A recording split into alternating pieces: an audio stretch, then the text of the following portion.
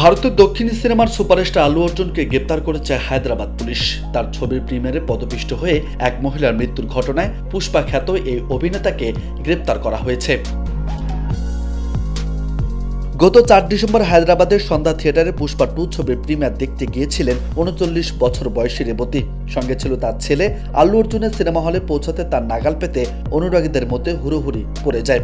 ভিড়ে পদপিষ্টের মতো পরিস্থিতি তৈরি হয়, যার জের ধরে দমবন্ধ হয়ে মৃত্যু হয় রেবতী নামের ওই মহিলার। গুরুতর অসুস্থ অবস্থায় হাসপাতালে ভর্তি করানো হয় তার ৮ বছরের ছেলেকে। এরপরে চিক্কোদাপল্লী পুলিশ স্টেশনে রেবতীর পরিবারের পক্ষ থেকে মামলা দায়ের করা হয়েছিল।